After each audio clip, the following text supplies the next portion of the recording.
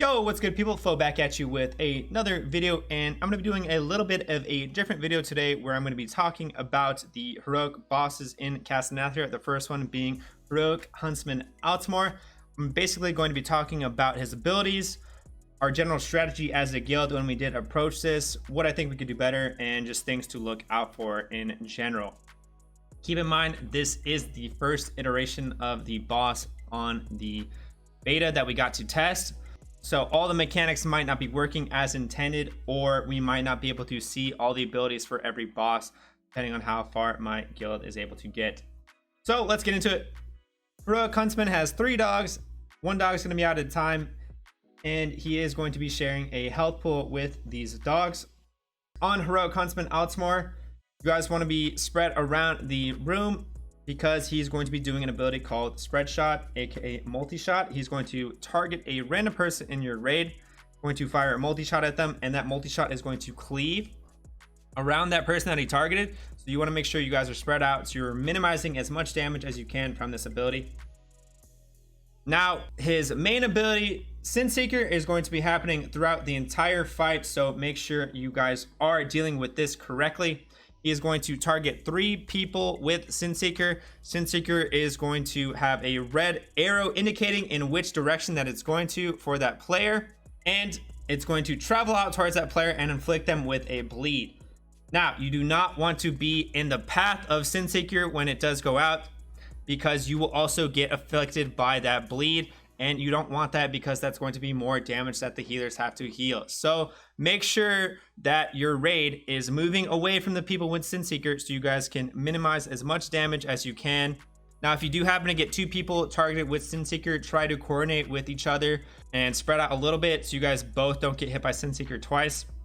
That was kind of like the one little thing that we had happened a few times, where it was kind of sketch and they were kind of moving away from each other, and it was kind of hard to tell where they're going to go. But just do baby steps with it and make sure that your entire raid is moving away from the people with Sin Seekers. People with Sin Seekers should be standing still, so you guys know where they're going to be and you guys can move accordingly. All right, so his first doggo that's going to be coming up is Margaret. Margaret is going to just inflict a bleed on the tank, and this does stack, so just make sure you're coordinating with your tank on when you want to switch on the appropriate amount of bleed stacks. Now, the main mechanic of Margaret is going to be Bloody Thrash. Bloody Thrash makes Margaret set his sights on a player, and after 8 seconds, he's going to leap on that player, and it's going to do a massive amount of damage to that player. Now, you can minimize this damage by having your raid soak with that player. Anyone within 6 yards of that impact is going to be soaking that damage. But you can immune this damage, so do keep it in mind. It's a nice way to minimize a lot of damage and have less damage for your healers to heal overall. Just make sure you're calling out if you are going to be immuning it. That's pretty much Margaret. Next up, we have Bargast. Bargast has 2 main mechanics. The first one I'm going to be talking about today is going to be Rip Soul. Rip Soul is a tank / healer mechanic. Now, the tanking Bargast needs to position Bargast far away from Huntsman, because when Bargast does do Rip Soul, he's going to rip out the soul of the tank, and this soul is going to walk towards Huntsman. And if it does reach Huntsman, he is going to get enraged, and it's basically going to be a team wipe, so you don't want that to happen. Now, the way to get rid of the soul is to heal it to full HP. The amount of HP the soul starts with is dependent on how much HP the tank has after he's been struck by Rip Soul. So in an ideal world, you'd want the tank to be at like full HP. It gets hit by Rip Soul, and then the soul that comes out of it is basically almost at full HP as well, and then the healers have less to heal. Ideally, you'd want the tank to coordinate with your healers when he is going to be getting hit by Rip Soul. Make sure he's kind of topped off, and then you have less to heal overall. Next up, we have the Shades of Bargast, okay?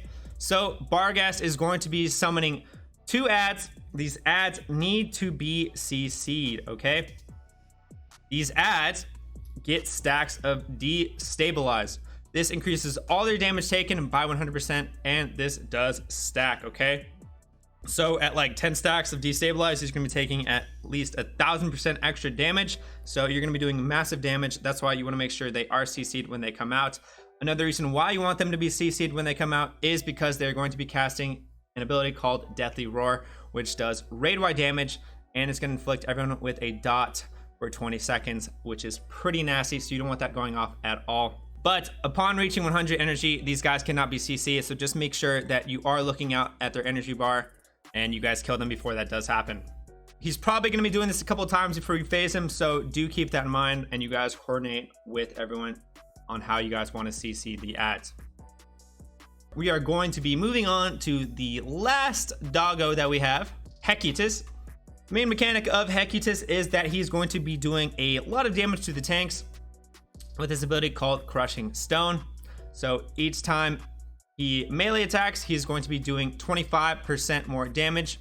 So the more stacks he has, the more he's going to be trucking the tanks. And the way you get rid of these stacks of Crushing Stone is by triggering Shattering Stone, which is basically raid-wide damage. So you just have to move Hekitus when you want to get rid of a stack, and then it's going to do the raid-wide damage. So you're going to want to have your tanks and healers coordinating together when is the best time to get rid of these Crushing Stone stacks, so you guys can mitigate and be able to handle the raid-wide damage that's going out at a pace that is comfortable for your raid. And his next mechanic is going to be Petrifying Howl. Now Hekitus is going to target players with this howl, and these players are going to need to get out of the raid because it's going to leave a giant pool of stone shards on the ground, and we don't want that cluttering up the room. Now these stone shards do a lot of damage, so you want to get out of them, but you do have a decent amount of time to get out of the raid with this. I think it's like 10 seconds. Get out of the raid, drop it at the edge of the room, and it's no big deal. You just come back to the raid after you drop it. And basically once Hekitus is down, Huntsman is going to be just casting his abilities at a faster pace. So it's kind of like a mini Enrage or soft Enrage. But yeah, that's the fight.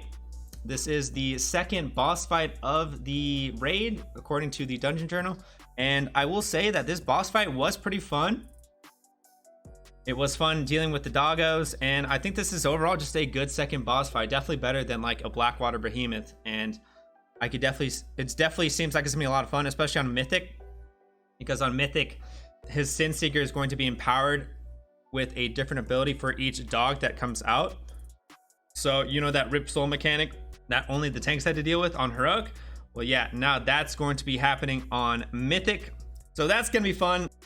Overall, I think this second boss is a great encounter. There's a lot of interactions going on, a lot of different things you have to do with the raid, and a lot of coordination. It's very fun, man. Let me know what you guys think of this fight when you guys do happen to fight it, and be sure to hit that like button, subscribe to the channel if you're new. Until next time, dudes, peace.